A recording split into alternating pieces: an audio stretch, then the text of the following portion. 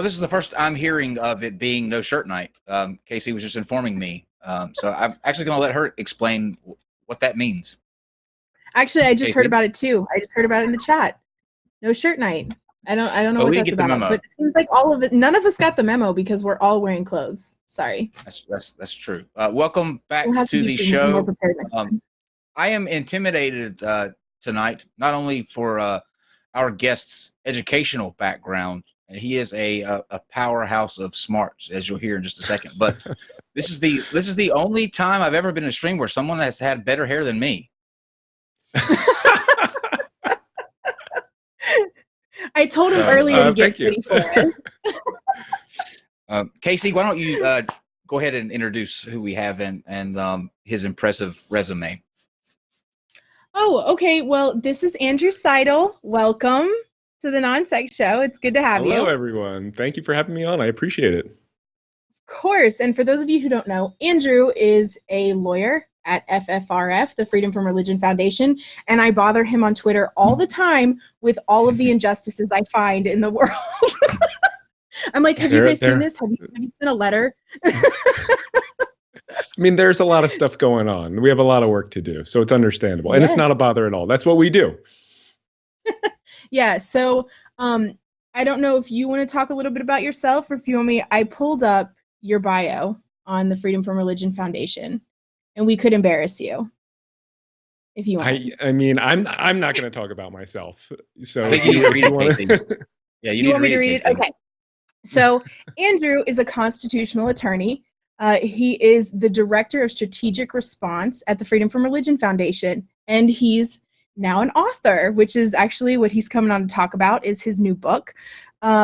He graduated from cum laude from Tulane with a Bachelor of Science in Neuroscience and Environmental Science and magna cum laude from Tulane Law School, where he was awarded the I'm gonna butcher this Haber J. McCarthy Award for excellence in environmental law. He also studied human rights and international law at the University of Amsterdam. And let's see what else. Has a Master of Laws at Denver University Sturm College of Law with a perfect GPA, which is crazy. I'm getting my master's degree right now, and a perfect GPA is insane. So good on you for that. Let's see. And now he's publishing a book, which is awesome, and I'm so excited about it. I pre-ordered it, and I was supposed to have it today, but you have it. There you go. The Founding Myth. And so we're here to talk about that. What a resume. I'm excited to talk about it. Thank you. He's amazing. That is a lot of education. But what was your motivation? A perfect GPA is something that we've had many people on here with impressive resumes also, but never have I heard the words perfect GPA. How did you maintain that? I mean, an LLM is a Master's of Law. It's sort of it's an advanced law degree that you would get after your 3-year JD if you wanted to specialize, or if you might want to go into teaching law. But it's only 1 year, so I mean, it wasn't 1 year of taking law classes after 3 years of doing it is not, once you've been doing it. And I was already a lawyer at that point, so I don't know. It was a little unnecessary, but I have it and might as well throw it up there. So, absolutely, that's impressive. So before we jump into the book and the inspiration behind that, can you sort of tell us what you do at the Freedom from Religion Foundation? I would love to talk about that. So the Freedom from Religion Foundation is a national nonprofit. We are a membership-driven organization. We have more than 30,000 dues-paying members. That's not our mailing list. That's not people who follow us on Facebook. Those are people who actually donate their money every month to FFRF to support the work that we do. And the work that we do is we work to, number one, educate the public about what it is to be a non-believer in the United States, and number two, to keep state and church separate. So we work to educate and to separate. Those are our two primary goals. Basically, I took my law degree and I use it to stand up to religious bullies, to people who want to use a public office to promote their personal religion. That's what the 9 lawyers at FFRF do every single day. And it's a really fun job. I would think that you're always in business too. It seems like every time you turn around, there's a different case that is coming up. Is that accurate to say?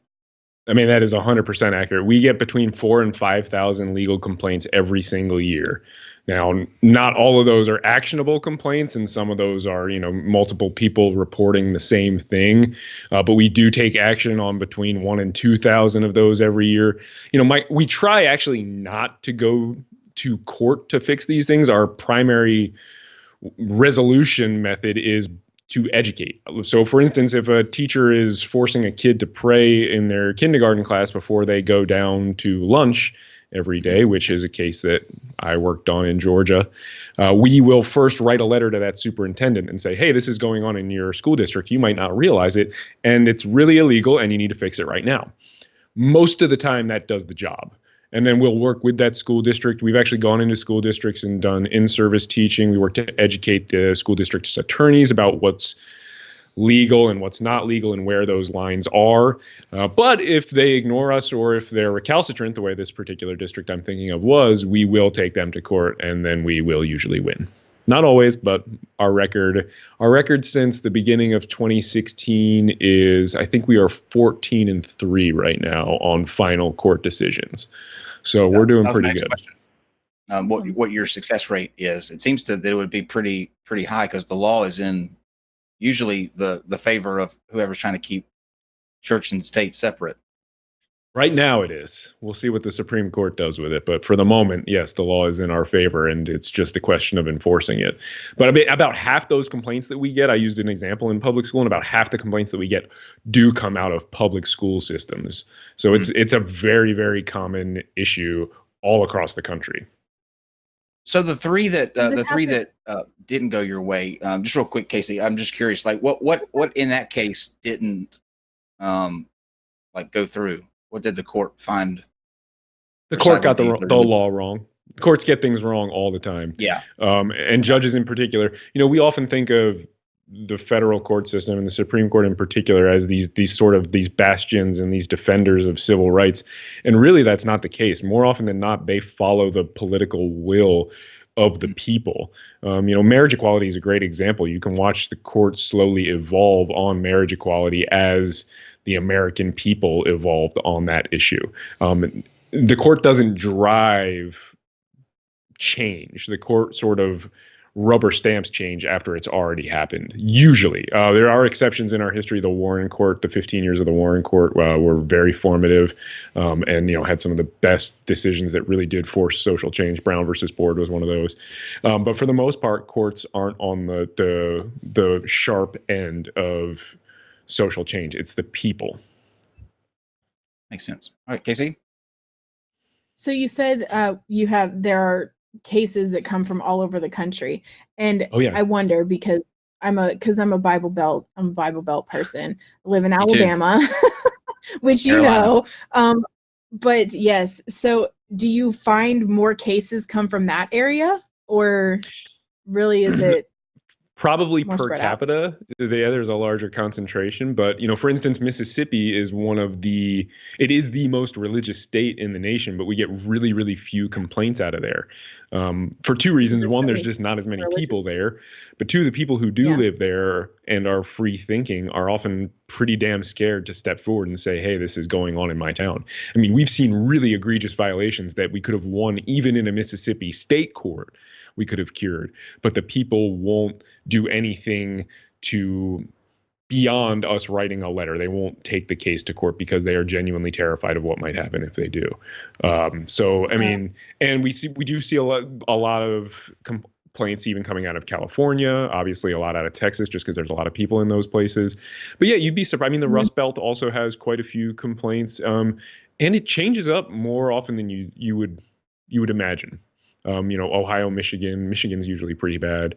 So Pennsylvania is a hotbed, surprisingly, but there you go. And Florida. What's been the Florida's a separate issue all by itself. Yeah. Florida man strikes again all the time on the FFRF reporting page. So I believe that. I so believe that. One last question before we move over to the book. What's been the most shocking case to you that you've either worked on or you heard while you've been in the FFRF? That's pretty hard. I mean, first of all, about every 4 months we get something where I'm like, well, now I've definitely heard it all. We're never going to get a complaint at FFRF where I haven't finally heard everything. Like this is the worst one. But I'm still shocked by, and it's getting worse right now partly because of the topic of my book, because Christian nationalists are so emboldened under the Trump administration.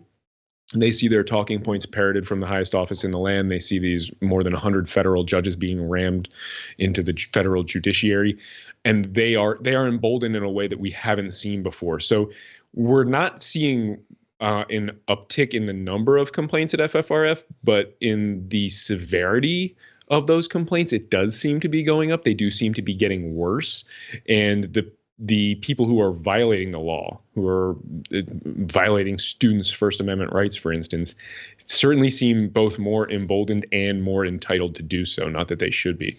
One of the worst cases that we ever handled actually was out of a state in the South. And I've started a couple of my talks with this, but this was a woman who had 3 children in the public school system, and they were being bullied both by teachers and by fellow students. And because the teachers were engaging in this bullying and essentially making fun of these kids for not joining in on the prayers that they shouldn't have been having, and not standing for the pledge, and not taking part in certain Christmas activities and things like that, the kids were taking their cues from the teacher and bullying. And I mean, it got violent, and the school district was just not interested in doing anything. I mean, the daughter's head was slammed into a concrete wall, and the school district just shrugged its shoulders.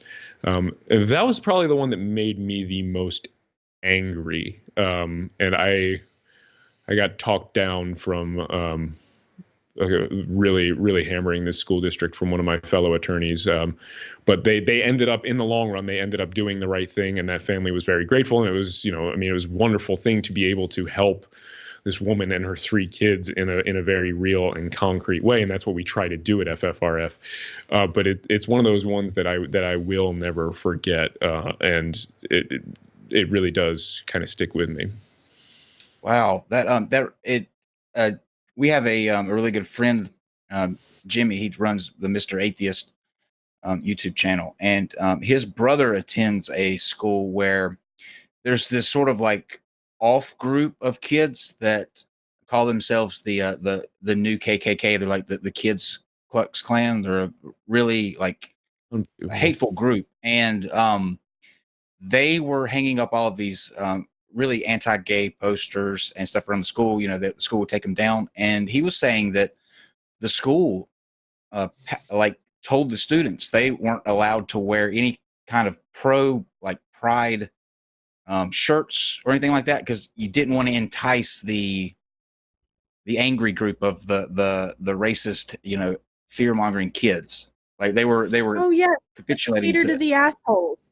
Sure, right, no problem. Yeah, I mean that's blaming the woman who was raped for dressing provocatively or whatever it is they try to say. I mean that certainly shouldn't happen. But and school districts can be liable in those cases for not dealing with the bullying, and sure. It gets extreme. I mean in the case that I'm talking about, what the other kid was, the youngest kid was surrounded on the playground by 4 kids. They were pushing him, shoving him, and they threatened to cut off his fingers and his toes and gouge out his eyes and then hang him by his neck until he confessed that Jesus Christ was his Lord and Savior. And these are kids in elementary school, so you know where they're getting that from. They're not coming up with that on their own. They're getting it from church, and they're getting it from their parents, and then they're bringing it into the public school system and bullying people who are different and don't believe like they do. And the school wasn't doing anything about it. I mean, it's not, that one's one of the ones, again, that sticks in my mind, but it's not uncommon to see things like this. And it's getting more common under Trump. The Trump effect, there is actually a phrase to describe it. I would be in a perpetual state of fury if I had your job. I would be mad all the time. I'm mad a lot anyway, because I'm an atheist activist. Mad is what I do. I'm an But like, I don't even know how I would manage. I really don't. I hear terrible stories from people sending private messages or just messages to our social media stuff all the time. And news stories and everything else. And it makes me so mad and so sad.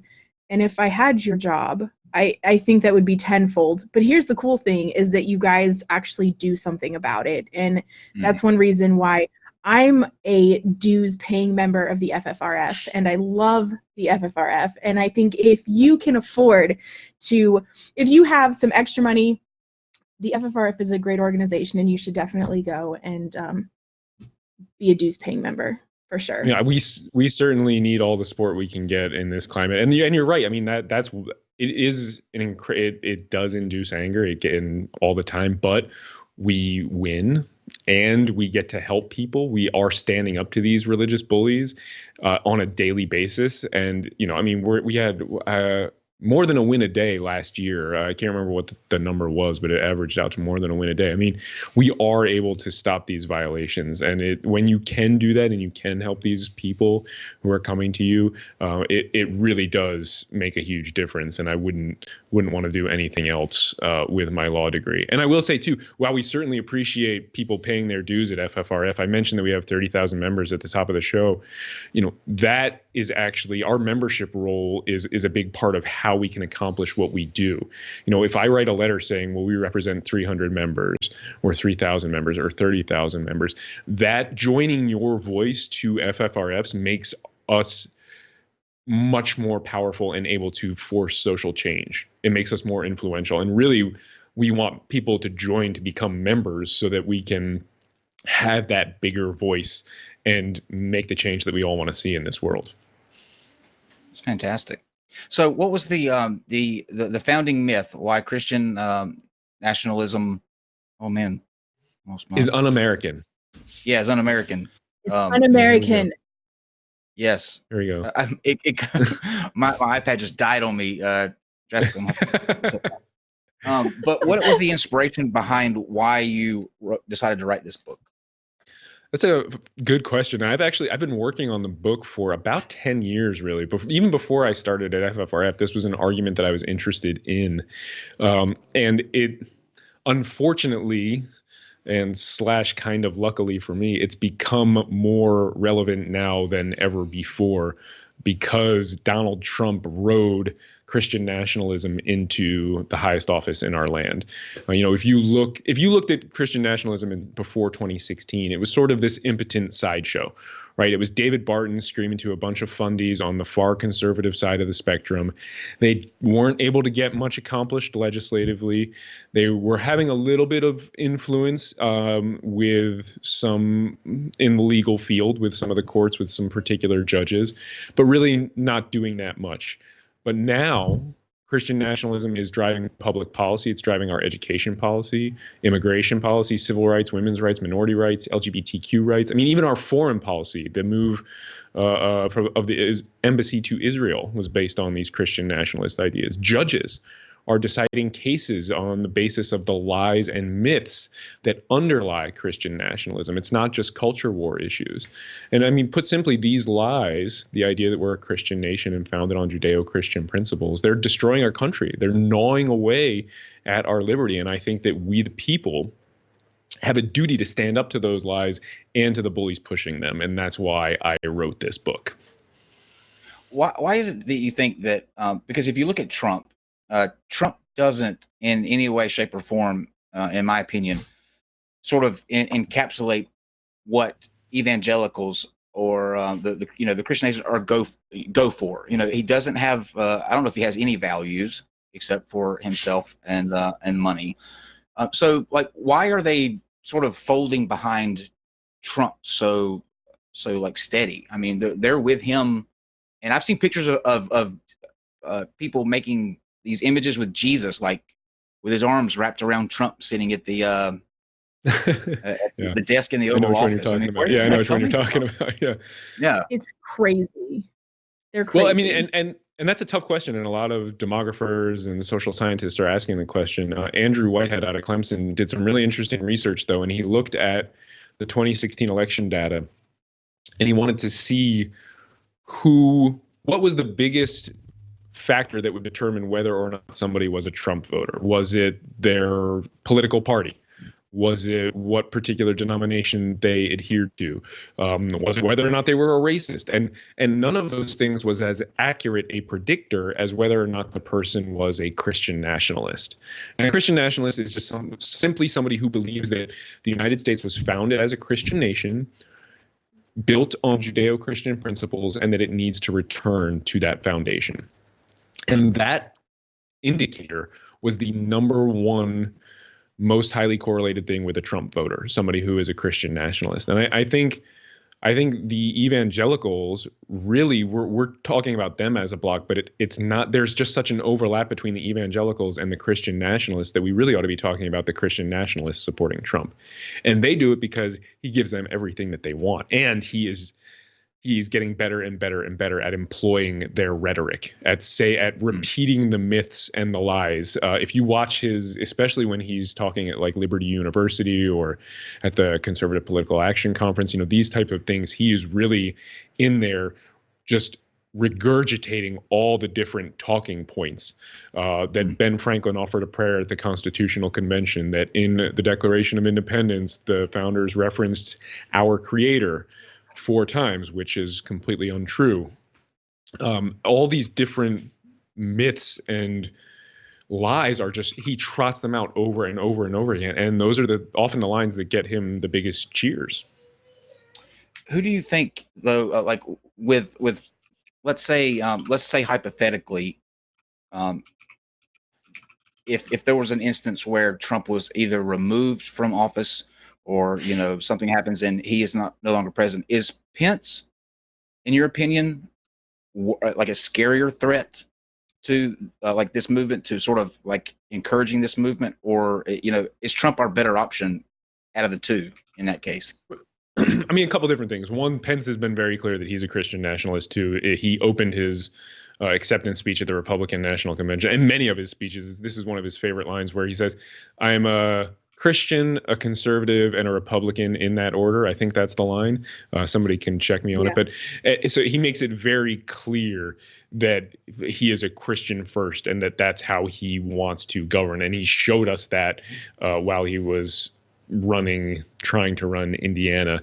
And he shows up quite a bit at the beginning of the book when I am explaining what Christian nationalism is and why it's a threat. To kind of go back and step back for a second, though, to the kind of, I think the buried question in there is, to me, I don't think we ought to be thinking, is this next person who's going to take over for Trump a good reason? Should we leave Trump in office because we're more worried about the next person? I think that question about Trump has to stand alone on its own. I don't think it should be subject to a political calculus like that. I think there's a constitutional duty to ensure that the president upholds certain norms and standards. And I don't think that Trump is doing that. I do think he should be impeached. And I don't think we should worry about how Pence is going to do. However, I also will say that Pence is kind of the devil that we know.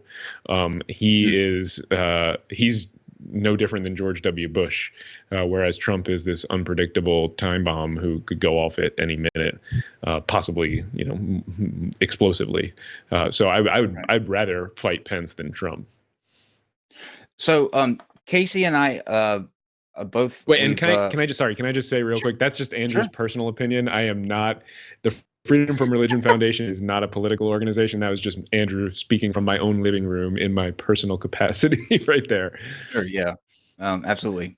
So Casey and I, obviously, we've both ordered the book, and because we haven't gotten it yet, we are going to let you sort of take us through the actual book and sort of let you kind of guide us through. But I want to start off by asking this question. Do you think it's more accurate to say, I heard a quote one time and I thought it was really good in regards to this sort of this issue, that America is not a Christian nation, but a nation of Christians.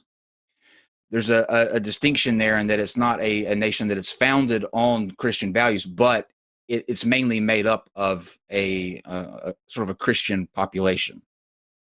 Yeah, and there was actually a Supreme Court justice who wrote a line that's been heavily misquoted, Justice Brewer, and he kind of backtracked to sort of say something very, very similar. He said, actually, I didn't mean that we were a Christian nation in the sense that we were founded on Christianity. I just mean that there are a lot of Christians, and culturally there are a lot of Christian things going on, which of course is true, but is not relevant to America's legal or constitutional or governmental identity. And it's not really the argument that anybody is trying to have. And it also doesn't reflect the reality, for instance, at the founding.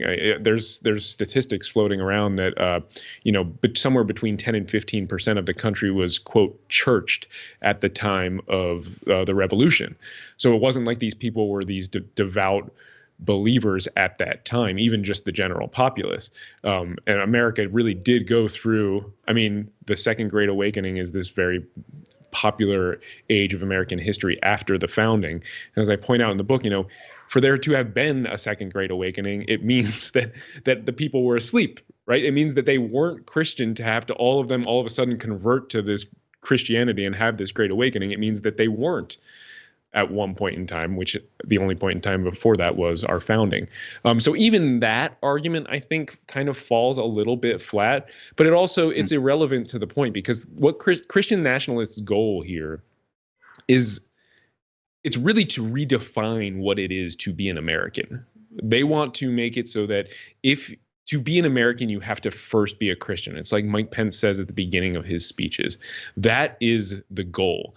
And patriotism has no religion, and our Constitution separates state and church for a very, very good reason. And that is the kind of fight that we are going to have, and that's what this book is trying to arm people for. So, what are the biggest, misconceptions when it comes to how America was founded that you discuss in the book? There are two. Well, so first, let me just step back and say there are a lot of really good books on the Christian nation myth out there. And I think probably a lot of your listeners and viewers can maybe even feel like they can debunk this Christian nation idea on their own. So I want to point out there's kind of two big differences in my book from the other books out there, and that it will actually add to your ability to argue this, even if you think you're familiar with it. And the first is that as soon as we debunk the Christian nation myth, which again, I think probably a lot of your listeners feel confident that they can do, that myth is then abandoned in favor of this more nebulous claim, right? Well, I didn't actually mean that we were founded as a Christian nation. I meant that we were founded on Judeo-Christian principles. So my book focuses on that second myth. And I did that because it pervades all the other myths that are out there in the Christian nationalist argument arsenal. If America is not founded on Judeo-Christian principles, it's obviously not a Christian nation. And while other authors and attorneys and competent arguers have rebutted the first fiction, nobody's done the second fiction. So what I did in the book was I actually compared Judeo-Christian principles to the principles on which our nation was founded. I compared the Bible to the Constitution. I compared the 10 Commandments to the 10 Amendments. And I go through a lot of American history and law in the process. And basically, my central thesis is I argue not only that America was not founded on these Judeo-Christian principles, but that those principles, and especially the ones that Christian nationalists hold so dear, those principles are so opposed to the values on which our nation was founded that it's fair to say that Christian nationalism is un-American. And that's kind of the central difference, I think, between my book and some of these other ones out there. And the second one is my approach. Previous books and previous arguments they've offered kind of a gentle correction to the Christian nationalists. Here's what history tells us, and here's what the founders said, and here's what they actually meant, and they kind of leave it at that. But correction is definitely not enough. Otherwise, we would not have President Donald Trump. So I actually go on the offensive. My goal is to completely destroy and undermine every myth and lie that undergirds this un-American political ideology. So those are kind of the two big differences, I think, between mine and some of the other arguments and books out there. And if you want me to walk through some of the more specifics, I would be happy to do that.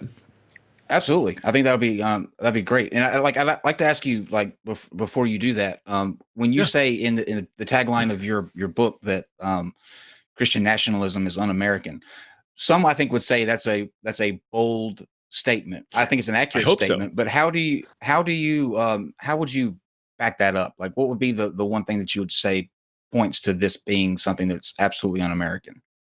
I think the principles of Judeo-Christianity, they are in fundamental conflict with the principles that we hold most dear, And I really do go at pains to point this out in the book. But let's just look at the 10 Commandments. The first commandment, I am the Lord your God, you shall have no other gods before me, right? That law is fundamentally opposed to the freedom of religion that even Christian nationalists hold dear, right? It says that you literally cannot worship other gods, which is one of the most fundamental rights that we have in this country.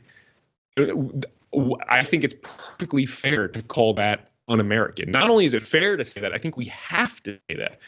I understand why the word un-American would make some people squeamish because there's that inherent value judgment in it, but we are in a fight for our values. Christian nationalism is warping and torturing those values. It's dragging our country down this dark hole. And if we hesitate to describe it with apt phrases because they might be a little unpleasant, then we are ceding that American identity to an imposter.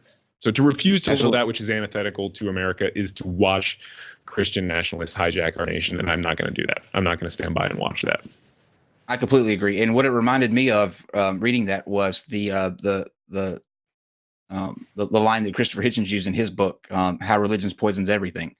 That was an equally, bold statement. And to me, I see the similarity there. It grabs your attention, but it's accurate and something that I think needs to be said. So I'm glad you went with such a statement. I think that's necessary.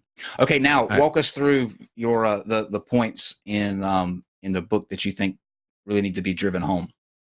So the book is kind of divided broadly after the introduction and the preface, which Dan Barker wrote, and then the foreword, which Susan Jacoby was kind enough to write. I kind of broke it down into 4 basic parts.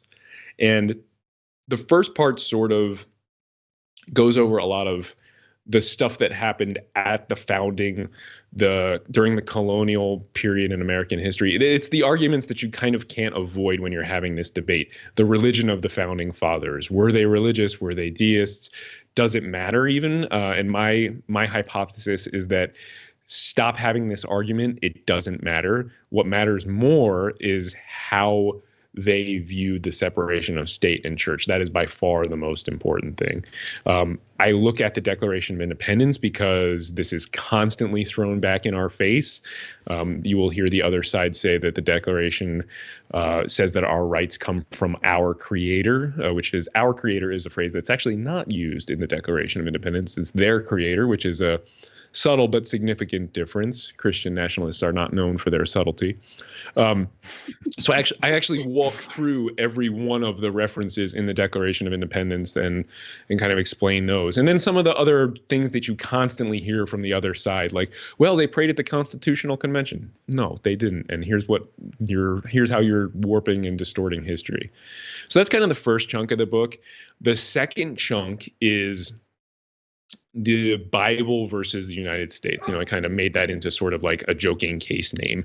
And it really focuses on those principles. So I've said the phrase Judeo-Christian principles a number of times. And the question is, well, I mean, what is a Judeo-Christian principle? And part of the reason I think that this claim has never been tested is because nobody knows what it is. Like, right? Like what? It's this vague, nebulous term that could mean anything.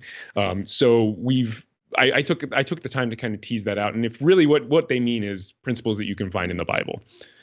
So I looked at those and teased those out, and then I compared them to America's founding principles. Things like hell, vicarious redemption through human sacrifice, even the golden rule I threw in there. And I look at whether or not they are Judeo-Christian principles and how they may or may not have influenced the founding. So part 3 then goes to the 10 Commandments, which was my favorite part of the book. And you mentioned Christopher Hitchens, and he was kind of the inspiration. This book actually started back in 2009. I was just going to write a law review article on 10 Commandments monuments and the idea that the 10 Commandments influenced our founding. And Hitchens wrote an article for Vanity Fair where he rewrote the Ten Commandments. And that kind of inspired me to start writing this law review article, which eventually became this book.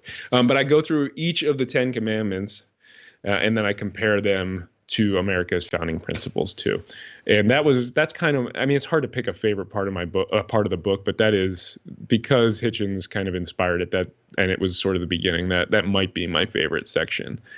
Fun fact, story. How many Ten Commandments are there, guys? Do you know? Oh, how many what? I heard this one time. There's like I want to say, is it in the 60s? Well, I mean, it depends. I mean, the first question that you should ask anybody who says, well, who makes the claim that our nation was founded on the Ten Commandments, you got to ask them which Ten Commandments. First, because different religions number them differently, different religions interpret them differently.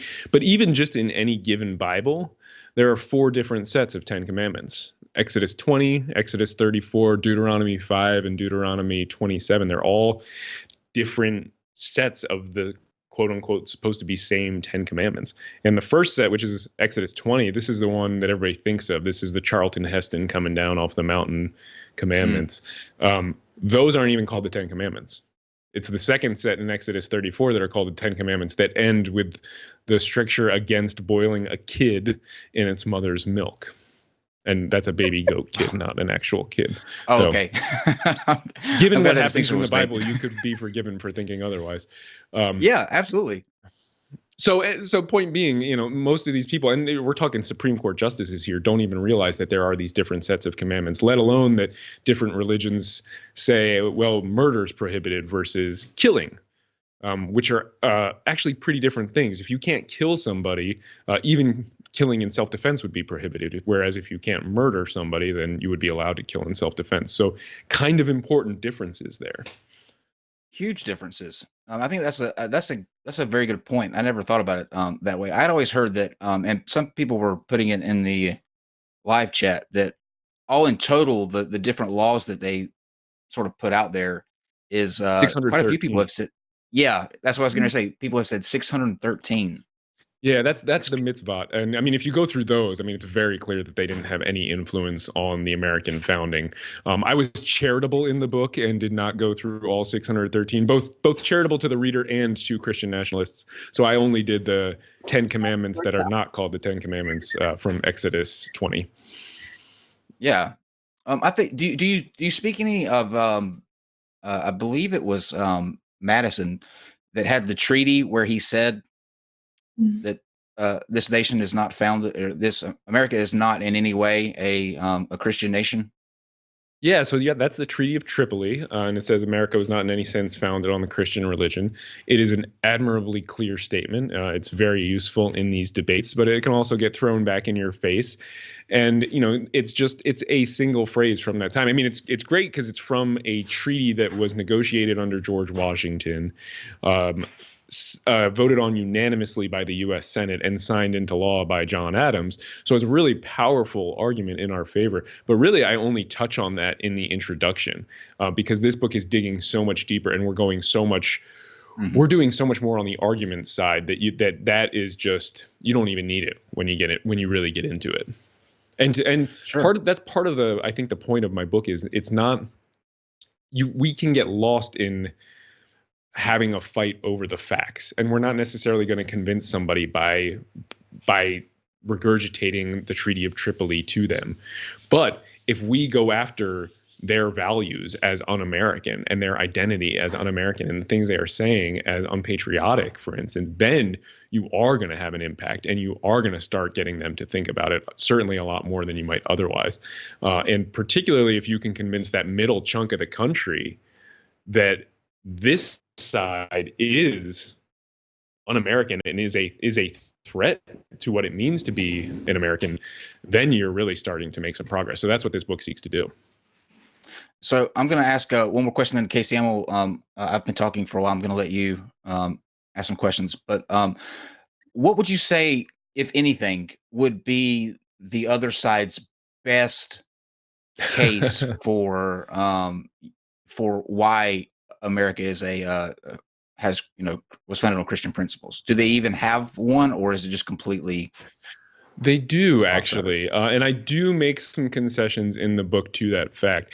Because the argument they want to have is, did they want to argue that Judeo-Christian principles positively influenced the founding of the United States?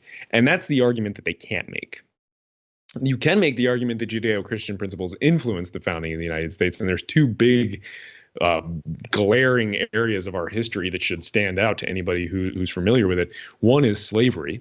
I mean, there's no doubt that Christianity and Christian principles played a huge role in the way this country dealt, or rather failed to deal, with slavery.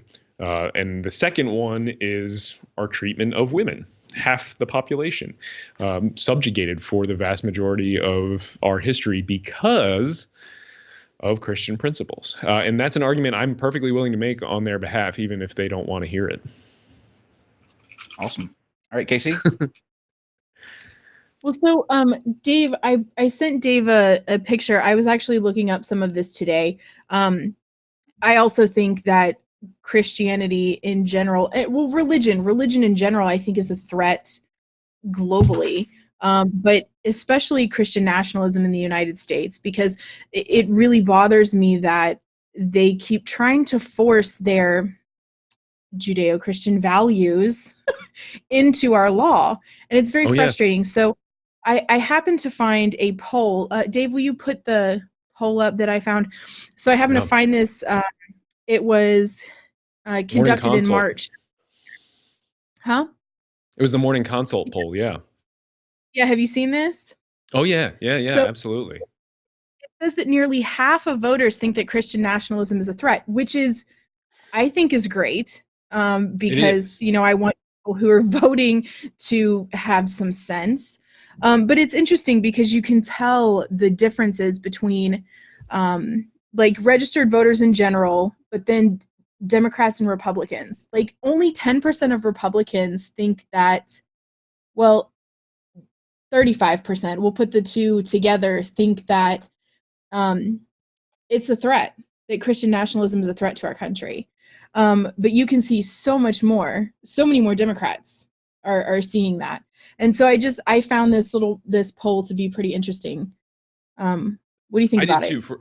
First of all, I think it's great. I was surprised because I've been writing about this for 10 years, Christian nationalism, that phrase, calling somebody a Christian nationalist, nobody really knew about that because it was this impotent sideshow. So the fact that now almost half the country thinks it's a threat is, to me, a really excellent sign that we are moving in the right direction. And because we do need people to wake up, because I think it is probably one of the premier threats to the fabric of our nation, to those founding values.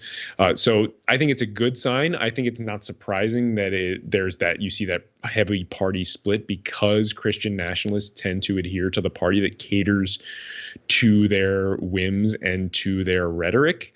And right now that is the Republican Party, hands down. Not to say that there aren't Democrats who fall into some of these traps as well, but nothing to the level that you see on the other side, for sure. Definitely. And I mean, I live in the South, and so I have a lot of this Christian nationalism surrounding me. And even more on top of that, I work on a military installation. So it's really strange. And so people get into, they don't really have work boundaries where, things you don't talk about at work are like religion. They don't have those boundaries. So they talk about it all the time. But one thing that I think is interesting and that we've run into down here is the "In God We Trust" issue. Now, a lot of Christians will have said that it's not a declaration of faith, but I don't see how it cannot be. What do you think about that? I mean, it absolutely is a declaration of faith, and it was very clearly meant as a declaration of faith. So first of all, I have an entire, I don't think I actually finished, but the last chapter of my book I call Argument by Idiom, and it goes over the "So help me God" that's added on to oaths. It goes into "God bless America," "One nation under God," and "In God we trust." And I think probably most people, including yourself, probably can say, look, none of that's from the founding era, so obviously we weren't founded on those phrases. But we can actually go a step farther, and we can show Yeah, it wasn't, they're not from the founding era, but when those phrases were forced on the rest of America, it was done so by Christian nationalists who were taking advantage of times of national fear and strife to deliberately impose their religion on other people. So it's not just that they're not from the founding era, it's that when this was done, it was done knowingly. It was meant to force religion onto everybody else. And it was done so at a time when people couldn't really fight back. 1863 and 4 was kind of the height of the Civil War. The 1950s was the height of the Red Scare. And I go over all this in part 4 of the book. But in God we trust is, I mean, it says it right there in the 4 words. It's not hard to parse those 4 words and figure out that it is a statement of faith in a God. You are literally trusting in that God. And there's a vast amount of hypocrisy built into the way Christians talk about this phrase. And you hit it kind of right on the head. And I've written, one of the most popular things I've ever written was, I think it was titled The Christian Hypocrisy of In God We Trust. And I go over how courts in this country uphold the phrase on our public buildings and on our money because they say through rote repetition, the phrase has lost all religious significance, which is, it's complete and utter nonsense. They're basically saying that, look, it's no longer a religious phrase, it's a secular phrase, which is, it is complete and utter nonsense, and it's rank hypocrisy. If they tried to do that with praying the Rosary or saying that John 3:16 lost all of its religious significance because Christians can't keep repeating it, there would be an outcry, and rightfully so. But because it promotes the belief using the government that Christians and the majority of the country agrees with right now, everybody on that side is okay with it. And that's not okay by me. Yeah, me either. I've always found that particularly interesting, that I never really have understood the argument. And from a legal perspective, that's even more frustrating because, you know, I don't know, you feel like they should. I don't expect a judge to use the same kind of stupid ass apologetics as some idiot on the internet. You know what I mean? Like, you don't expect that to happen. But it's important to remember that judges are not the drivers of social policy and change. They stamp it after it's already happened. So I think it surprises people that judges buy into this nonsense. But it's also one of the reasons, I wrote this book, because these ideas are working their way into judicial opinions on the separation of state and church in pretty alarming ways. So why do you suppose that it's from a social perspective, non-religious, like people who are nuns, non-religious people, that demographic is increasing while religious demographics in the United States are kind of decreasing? So why do you suppose that that people are getting these things into the law? How is it that it's happening more now? Is it like the death throes? Oh, absolutely. And that's a phenomenal question. It's something that we talk about in the Ffrf office all the time, that I've been thinking about a lot personally. I think you kind of hit it right there at the end. Yes. They are raging against the dying of their privilege. That's how I continue to put it. They see that they are failing to convert and keep the younger generation in church. They recognize that the end is near for their supremacy. And I think they are terrified of that. And you are seeing these kind of, I think the death throes is a great way to do it. They're taking the last gasp to push everything they can into the law and on the rest of the country. One of the ways they're doing that is by forcing all these judges into the federal judiciary. But yes, that's why they're raging against the dying of their privilege. That's one thing that scares me a lot, is how many judges are being appointed right now. And it's really kind of alarming. And there's really not a whole lot that we can do about it, I don't think. I mean, call your senators, especially if they're Republican. I mean, people don't think that reaching out and contacting their elected official matters, but the only thing that an elected official cares about is getting reelected. So they listen when people tell them to do or not do things. And the more people that tell them not to do something, the more they're going to listen. I mean, if you are scared about this, go to your senator's local office. They have offices all around the state. set up an appointment, tell them you want them to stop voting for Trump's judges. I mean, and if 10 or 15 people did that at each office, that would have an impact. We have a number of staffers who have worked in congressional offices at Ffrf over the years, and the members of Congress get head counts every day of who's called on what issue and did they support it and were they against it, and it does make a difference. You could even convince somebody not necessarily to vote against a judge, but maybe to not be in town for a vote. It can have an impact, and I think one of the biggest weapons for the other side is political apathy, and getting people to say it's pointless. I know how my senator, or I know how my congressman or woman is going to vote, so it's pointless. That is one of the most potent weapons for the other side. Well, I get told a lot, and we regularly write our Congress people here. We usually just if we get anything back, it's usually just a shitty form, like a dumbass letter. They're like, well, we don't really care what you think. Yeah, but honestly, I mean, but that's to be expected. That's what you get. And if you so in person is better than calling. Calling is better than emailing. Well, writing a letter, I guess we could throw in between calling and emailing. But you're not gonna. You probably are just going to get a polite, thank you. We'll take it under advisement. But that's not. Yeah. That doesn't mean that it's not having some measurable impact that you don't get to see, and especially the more people that do it. And it really is crucial. Otherwise people wouldn't say you don't have a voice. They wouldn't be trying to convince you that it's useless to do. And we wouldn't be spending all these resources trying to convince you otherwise. Good point. People in Alabama all the time tell me that I don't really need to go vote because my vote doesn't count because I'm a Democrat. And I'm like, I'm going to do it anyway. And it's the worst thing ever. Everyone should vote. Everyone should vote no matter what you're going to vote. I think everybody should vote because when everybody votes, then we get really kind of more of what the people really want. And so I think it's really, really important. And when we had the Senate special election, we got Doug Jones in. So we managed to do something.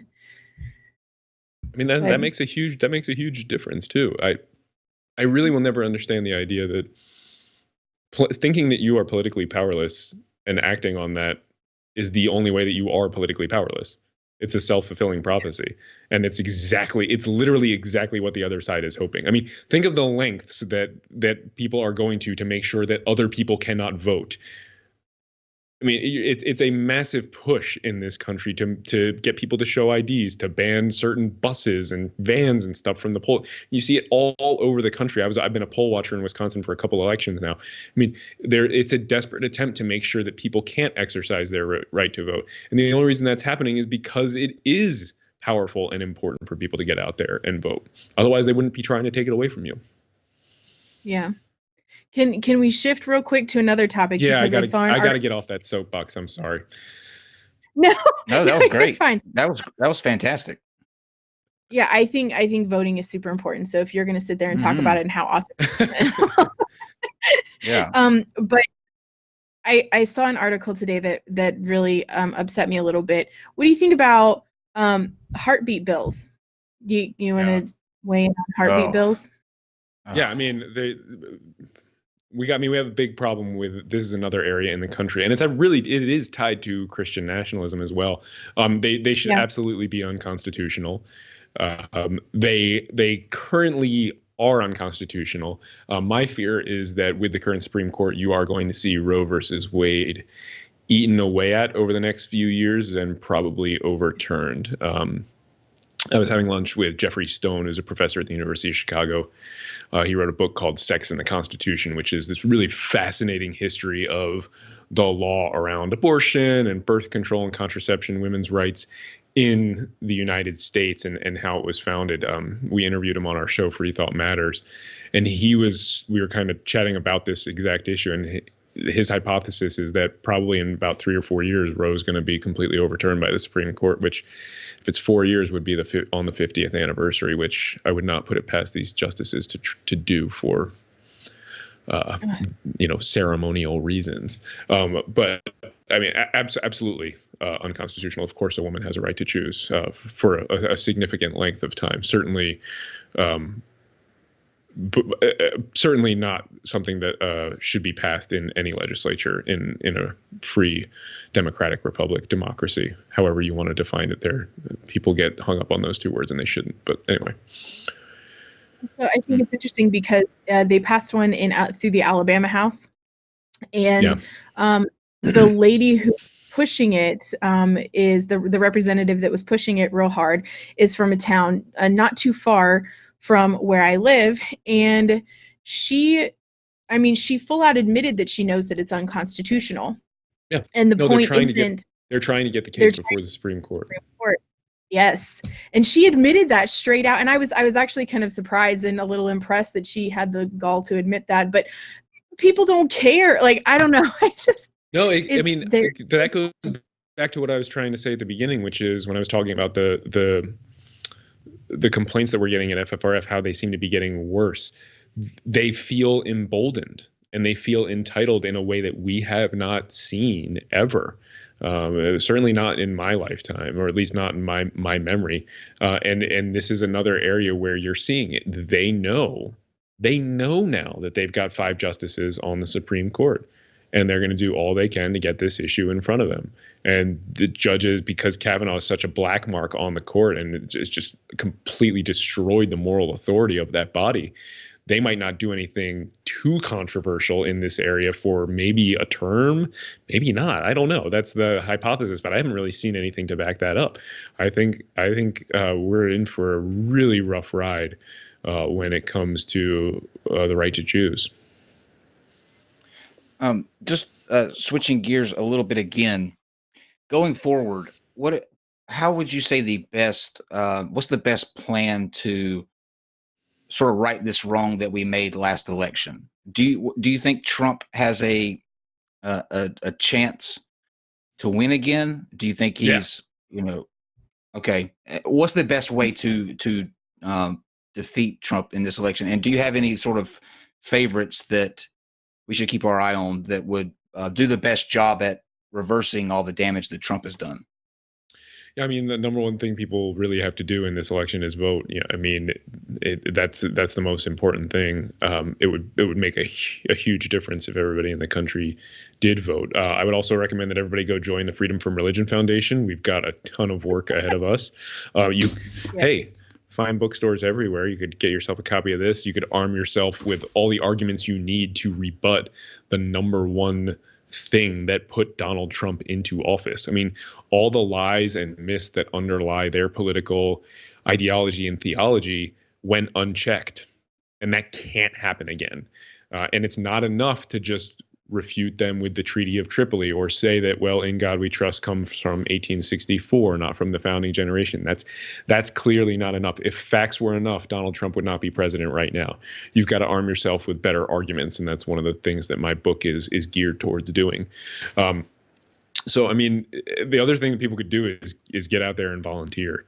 And as far as who, I have decided, again, this is obviously all in my personal capacity as Andrew Seidel, not as the representative of Ffrf, but I've had this election, it's blue no matter who. And I'm not going to jump on anyone's particular bandwagon until we have a unified bandwagon to jump on. That's what I've decided this time. That's a good answer, I think. And I think it's important too that I know that there are people, there are some in the chat right now that I'm thinking of off the top of my head that are stuck in this third party area where they want that third party. But this is not the election, I don't think, to sort of make that stance, because I think if a vote for the third party is a vote in Trump's favor. Would that be accurate to say? I tend to think that is the case. I mean, this is where my mind always goes when I think about that. I understand that people aren't in love with either candidate, sure. But the only person who you are going to support 100% running for office is you. So if you're not on the ballot, you've got to figure out which of those people is going to be better for you and for the country. And you cannot let the perfect become the enemy of the good. That is one of the reasons that Donald Trump is president too. I mean, and I don't have any data the way I do for Christian nationalism to back that up, but I certainly think that was the case, and based on some of the interviews that we saw after last election. So that would be my advice. If you want somebody that you agree with 100%, then you better get off your ass and you better run for office. Otherwise, don't let the good be the. And I already said it. I can't do it again. which was a great quote. Thank you. Don't let the perfect be the enemy of the good. Good. Is that it? Yes, that's it. Thank you. That's and it's not mine. Line. That's been floating around for a long time.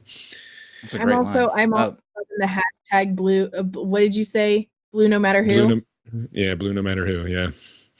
Getting all kind of one-liner takeaways here. I love it. So I have one final serious question, and then as a constitutional attorney, it would be I would be remiss if I let you leave here without me asking you about my favorite group that I watch in my downtime, which are the Sovereign Citizens. I have to ask. Just a random question about some of the things that they espouse in their videos. But if somebody is either experiencing an injustice with either in their school system, their kids' school system, or another example like that, what's the best way to get a hold of you guys at the Ffrf and let you guys know so that maybe something can be done about that? Super easy. Just go to ffrf.org. On our website, there's a tab marked legal, and right under there, highlighted, is report a state church violation. Go there, fill out the form with all the information you can. We will keep your identity confidential. Everything you report to us will be confidential. You can tell us kind of what sort of help you're looking for. Like, you're not sure you want us to write a letter yet. You kind of just want to know, is this a problem? That kind of thing. We also have on that same legal tab, we have a state church FAQ. No problem. Great. Okay.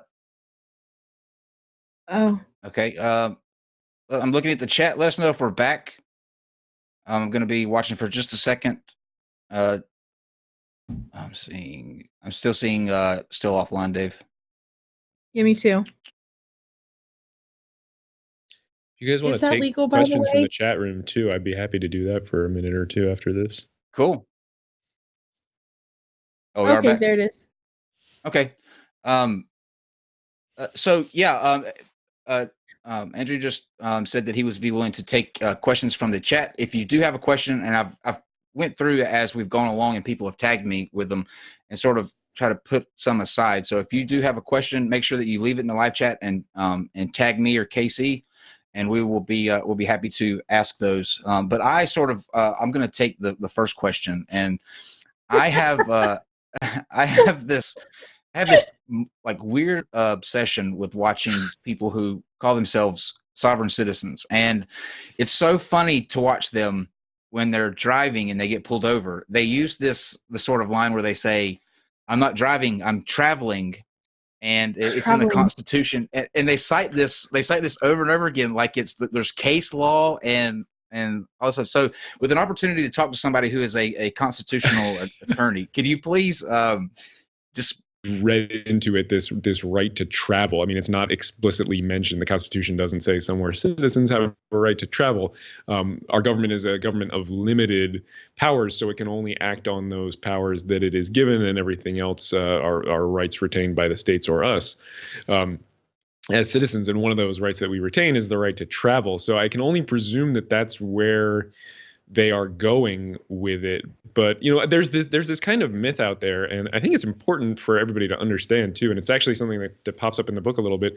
Every right that you have as a citizen, save one, can and should be limited in certain circumstances.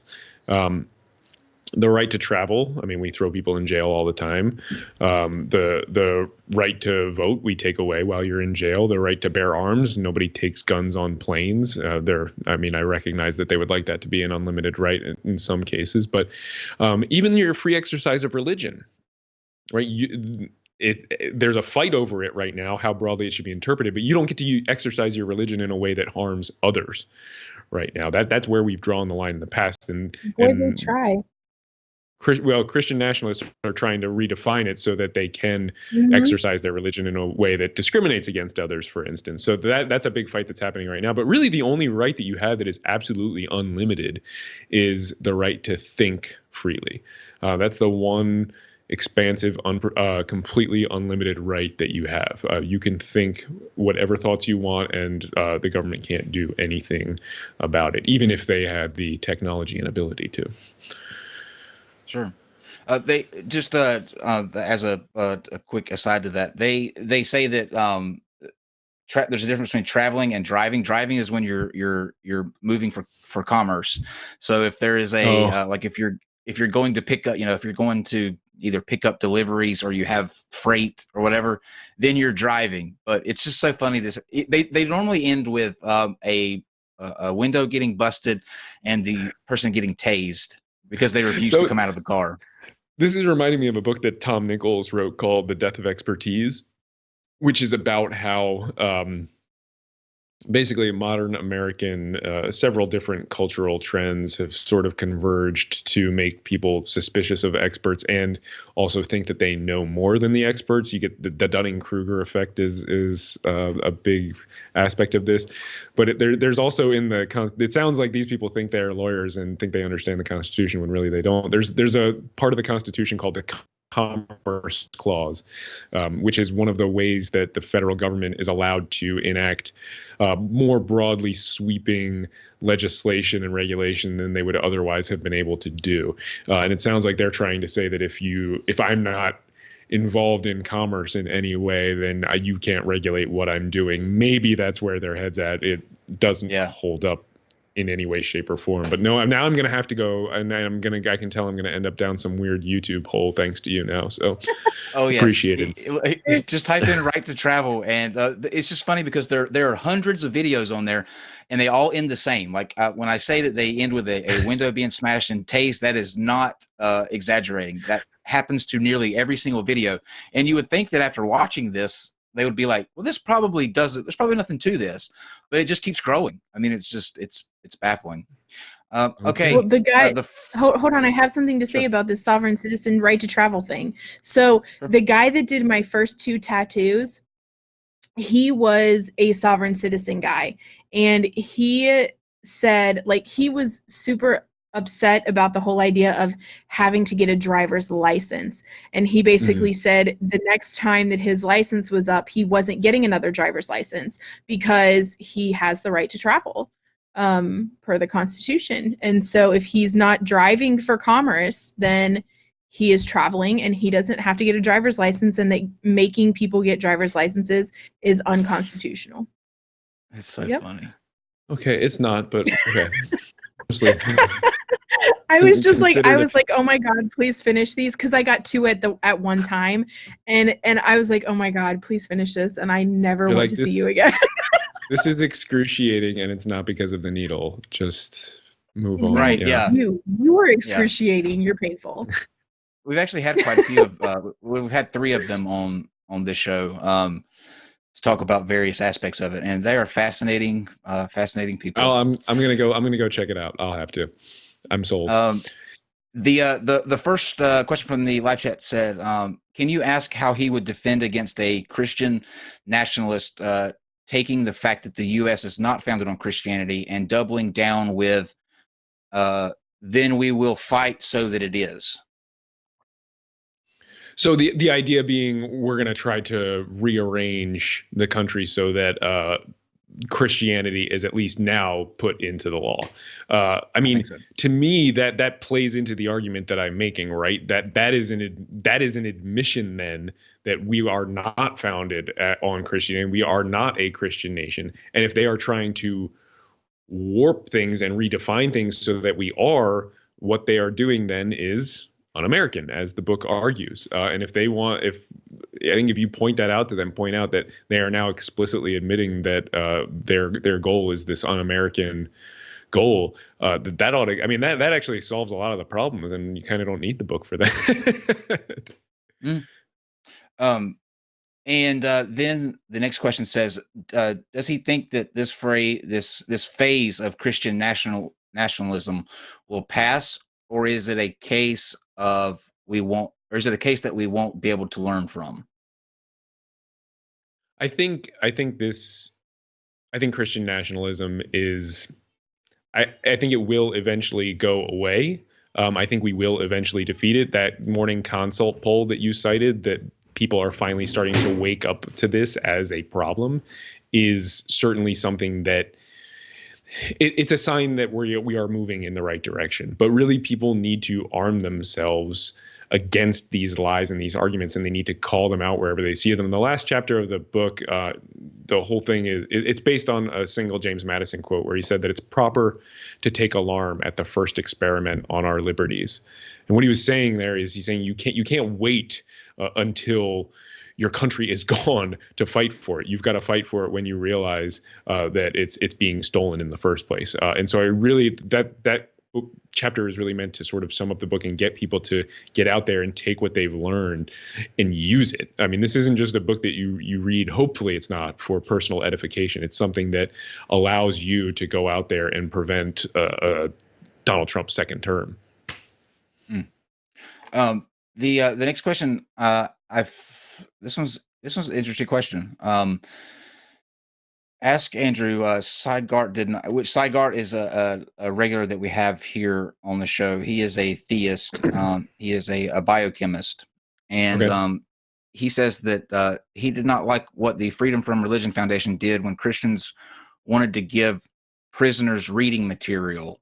He claims that Freedom from Religion was not right in allowing it. Why is that the case?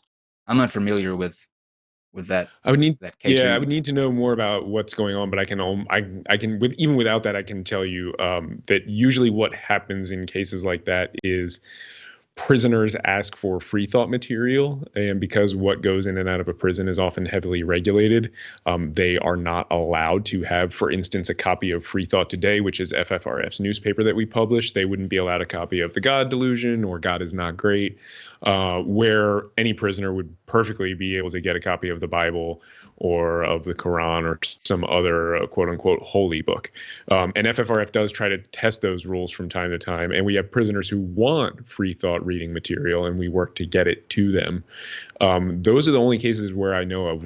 I don't know of an instance where we've tried to stop prisoners from having access to their own Bibles. We have stopped programs that take advantage of prisoners and, for instance, encourage prisoners to convert to Christianity to get certain privileges and bonuses while they're in jail. And that's something that we see all the time. We fight back against those. But that's just a question of equality and not using the jails to force religion on literally a captive audience. So I can say with confidence that FFRF was not wrong on that, because I know the law and I know what we fight for. Why is it that books like the God Delusion and the Freedom from Religion Foundation's newsletter can't get into prisons?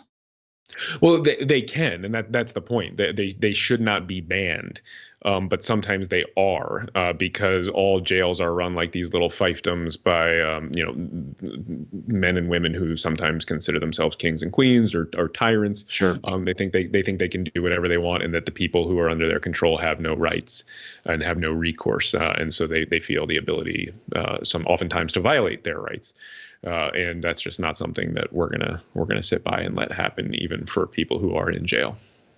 This is an issue that's a little close to my heart, because I actually spent some time in prison for drug-related charges, and I saw the time that I was there that what you just said, there were special privileges given to people who did partake in sort of the religious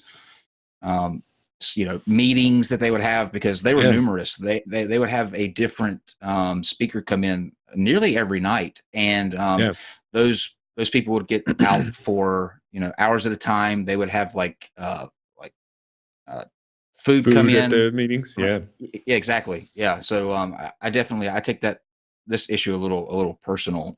What's there to do in that? Like, is the Freedom from Religion Foundation actively fighting against this, and how do you fight against that? Like, what is the alternative? To just shut down the church, I guess, altogether, or to offer something for maybe people who don't believe in religion that's of equal. Yeah. Both of those, depending on how bad the religious program is. And I wrote an article about this for Hemant Mehta over at the Friendly Atheist. I think it was at the beginning of this year. I think it's back in January, about how our religions are being used to. How our prisons are being used to drive people to religion. It's been a long day, I guess. Anyway, it just depends on how the programs are structured. We certainly are willing to help people get free thought materials in. We have seen free thought groups start up to sort of act as counterbalances to Bible studies, for instance, that have popped up in prisons. A lot of prisons have chaplains, which are also pretty problematic. James Madison thought they were unconstitutional. So it does just depend on the particular setting, and it's also it's sometimes hard to fight because oftentimes the people's time in prison is so transient, and if they can pretend to be a Christian to get out of their cell every night for a couple hours and get some better food, why is somebody gonna complain about that? They're just gonna put their head down and do it, which is the whole point in the first place. So it's sort of this feedback loop. I did it. I'm not gonna lie, I did. I did it quite a few times. I didn't pay any attention to what was going on in but yeah, I think that's great that you guys are doing that. All right, there's 2 questions left here, and then I'll read the super chat that we got, and we will let you. I know that you have a storm of interviews coming up soon, so we definitely appreciate you taking the time to join us. This question says, please ask how to work on reducing the effect of focus on the family in Colorado Springs government. Yeah, I mean that's a huge problem. I actually lived in Pueblo, Colorado, for quite a while, which is just south of Colorado Springs. Colorado Springs is where we had to go if we wanted to go to a decent mall and stuff like that. But to me, if you are a secular American living in a very religious local community and are frustrated by its takeover of the government, the number one thing that you can do, I think, is to start getting involved. Showing up at meetings, making a stink when they pray at their meetings, calling them out on their Christian nationalism, calling them out on their theocracy. You watch them and you report to Ffrf when there's a violation, and we'll take action without mentioning your name. We'll act on behalf of a quote unquote local individual, and you've got to stand up in whatever form that takes. And one of the things that everybody can do, especially if you don't live in one of these communities and you want to reach out and help somebody in one of those communities, is just to come out as a non-believer, whether you call yourself an atheist or an agnostic or whatever. We are going to win this fight with demographics. I think I've said that in several different ways, because there is that we aren't going to rely on the courts. The courts aren't going to do it for us. We're going to win this fight with demographics, and then the courts will rubber stamp it later on. And that means that it's up to us to come out and say, yes, I am a non-religious American. I am an atheist. I don't give a damn if you think less of me. And that thing that you just said about America being founded as a Christian nation is nonsense. And here are the reasons why. It's not enough to be active online. I think you've got to come out publicly and do that if you are able to safely. And I think if you can't, if there are people out there who legitimately can't do it safely, and which I understand, which means that for those of us who can, I think we have a duty to do that. One of our very, very, very loyal Patreons sent that question, and he said to make sure that I along his gratitude to you for answering that question. Thank you. And then this question is, they want to ask you about what your thoughts on the Satanic Temple's new legal status is. Oh, good for the Satanic Temple. I have a big red button on my desk, TST, that whenever I need them to blow up a public forum, I just put my fist on it, and Lucian comes swooping in on bat wings, lands in FFRF headquarters, and we plot the overthrow of the government. Awesome. I have a I have an announcement though. I have an announcement related to that. I got a comment on a video yesterday that said, I have it right here actually. It says, Kyle, I will absolutely love you forever if you can get Lucian to come on and talk about what they do with the Satanic Temple. I talked to Lucian today, and I hope you're ready to love me forever. I'll as soon as we have a date for that, I will announce it, but that is in the works and going to happen. And the last question here is from Brian. It says, are there any future book projects in the works for yourself? Yeah, I'm batting the idea of the second book around in my head right now. I hope to have a book proposal probably drafted by the end of the year on that, depending on how this book tour goes and how law review article writing goes this year. But really, that's going to probably focus on this modern attempt, I mentioned it earlier, to redefine religious liberty as this right to impose your religion on other people using the machinery of the state, and how that's so vastly different from the way that we've understood the freedom of religion for the last 200 years. And also why the First Amendment says that Congress shall make no law respecting an establishment of religion. That's the Establishment Clause, or prohibiting the free exercise thereof. That's the Free Exercise Clause. And why, if you care about the free exercise of religion, you have to care about having a secular government first. There's no freedom of religion without a government that is free from religion. A secular government is a prerequisite to genuine religious freedom. And that's something that does not seem to be understood in this day and age. And if the Christian nationalists are successful in redefining religious freedom, or undermining the separation of state and church, they're actually going to hurt themselves in the long run, because the demographics are trending against them. Well said. Okay, now we'll move to the super chats. And Vandy and Cajun Crustacean sent a super chat without any message. Thank you very much.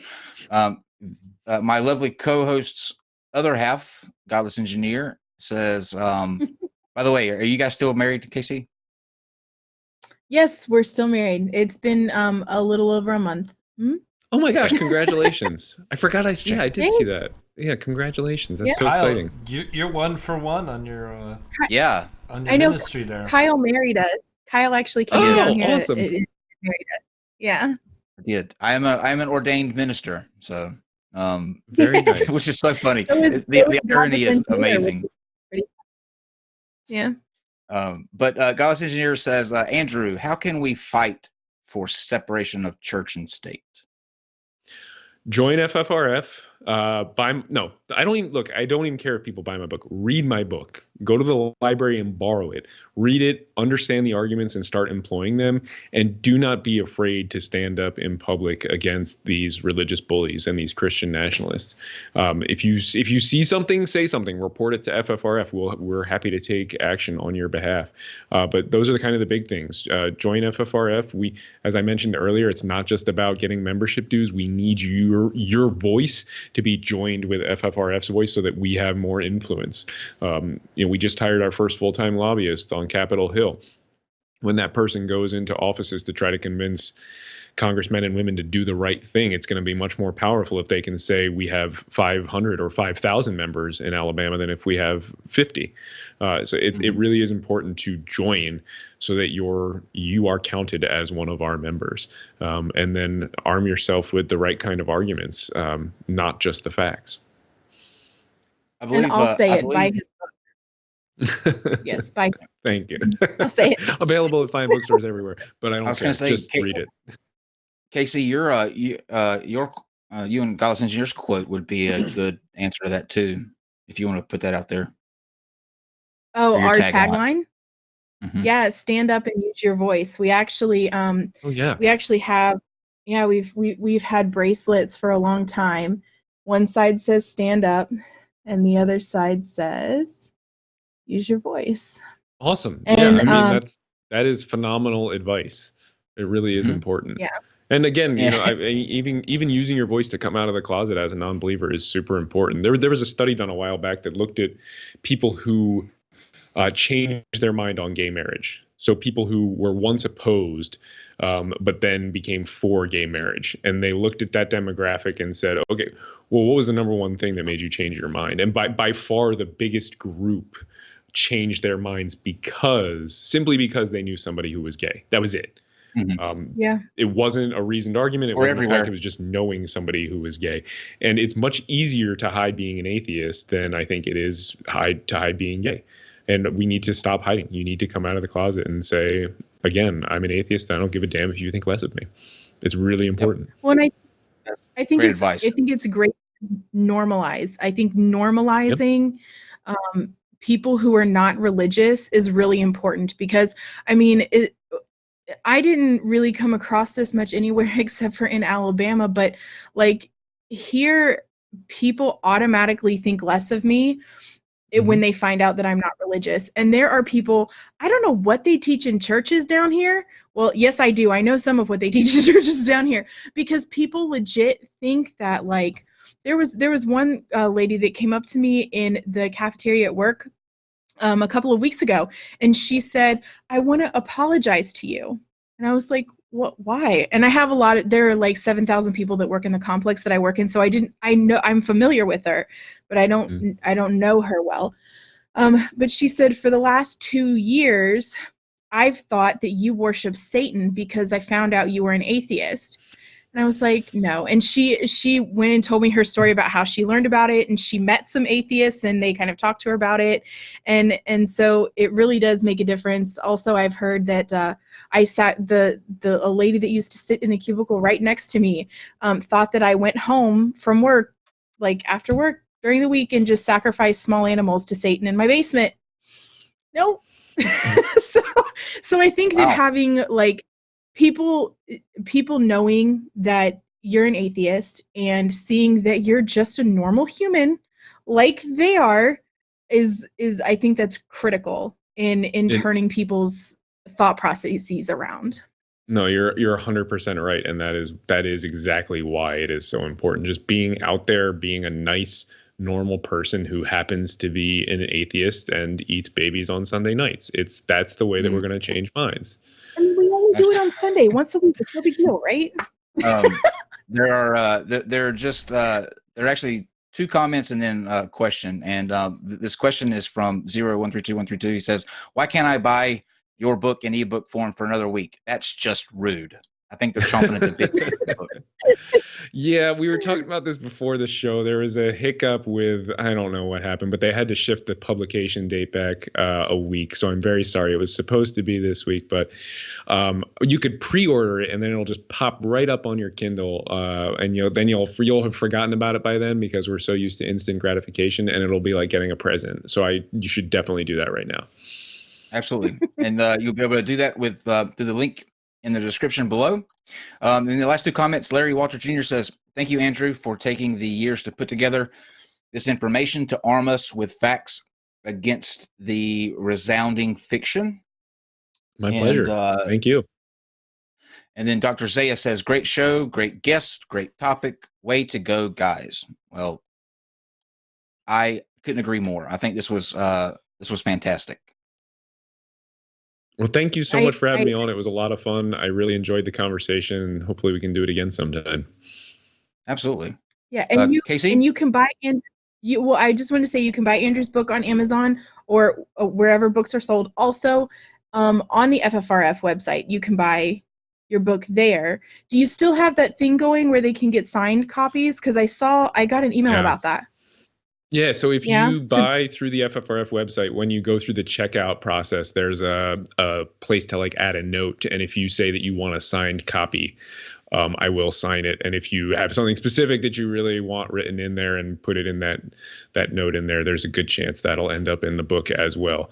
It's a little more expensive at Ffrf than compared to Amazon or Barnes & Noble, but you're also then supporting Ffrf and the work we do. So that's pretty cool too. And I'm donating all the royalties for the book that are sold through Ffrf. I'm donating back to Ffrf because I believe in the work that we do so much. So shit, now I'm going to have to buy 2 copies book because I already pre-ordered it through Amazon. I'm gonna have to go get one from FFR. Look, I think everybody should do that, and they should donate one to their public library so that other people can go and get it and read it. It's important. And if you want to, like, as a supporter of my work, go out there and tell your library that they should ban and burn my book and make a big public stink about it, I would be okay with that too, actually, because that'd probably be the best way to sell a ton of books, would be to get it banned somewhere. Yeah. Oh yeah, that's great. That's a good idea. That, and people would be like, I want to know what this is all about. Or who was that guy? What was his, I don't remember, Terry something. The guy who burned the Korans in Florida. Need to get that guy up and running on burning my book, and then that would be yeah. Did he wind up doing that? I don't remember. Yeah. That's a great PR campaign. I think I know. I gotta call Sterling right now, Sterling Publishing, and figure out how to do this. So unless anybody out there wants to go ahead and do a guerrilla campaign for me. I like the idea about the donating one to public library. That should definitely happen. Casey, do you have anything coming up that you want to put out there? No, but I totally think you should buy this shirt that's on the screen right now. Yeah, I was getting ready to talk about that. Okay, so tomorrow, there's a reason this is up there. Tomorrow, I'm going to be releasing. As many of you know, I went to the Faithless Forum in Dallas 2 weeks ago, and I was on a panel. I moderated a panel, and in between those two, there was some drama that went on with me on stage, and just luck of the draw, happened to get a gnome outfit that I had to wear when I was doing this interview. You'll be able to see that actually tomorrow. I'll be hopefully releasing that video of the panel and that I was on, and the gnome incident, as we're calling it. But available in the merch shop is this discount gnome t-shirt. So for all of you who have been literally emailing me on a every other day basis, there you go. Just Andrew, just to let you know, I got a comment a long time ago when I first started doing YouTube that has stuck with me to this day. And all it said was, "You look like a discount garden gnome." And it just crushed me. I have no idea where that comes from, what that even means, why I can't just be a regular gnome. I don't really know what it means, and I don't think it's true, but it's a pretty fun, creative burn. Like, I appreciate it. I get why it had staying power. It is. And so that's been the running joke with me. And just at this forum that I was speaking at, we had to pick random costumes and like interview an audience member. And of course, I just reached in and picked up, and it was a big pointy hat with a beard. It was a gnome. So it's like, maybe there is a God, and he's got a really good sense of humor. Well, that's like saying your mom is a hamster and your father smelt of elderberries. It's just up there with, Monty Python slapstick. That's very specific. What? That's very specific. Okay. All right. Make sure you get the book. The Holy Grail. And if you can, support the Freedom from Religious Foundation. They do important work, and it's important that we make sure they're able to continue to do that great work. I want to personally thank Andrew for taking the time to come on here and talk about his book and what they do at the Ffrf. You are somebody that's an asset to not only this community, but to the country as a whole. And I think that you are an unsung hero and deserve a lot more credit than you probably get. But thank you for doing what you do. Praise. Thank you very much. I appreciate that. I really do. Absolutely. And Casey, always a pleasure to see you. Yes. You too. Yeah. And don't forget to stand up and use your voice. That's right. We'll see you tomorrow at 9 p.m. Bye, y'all.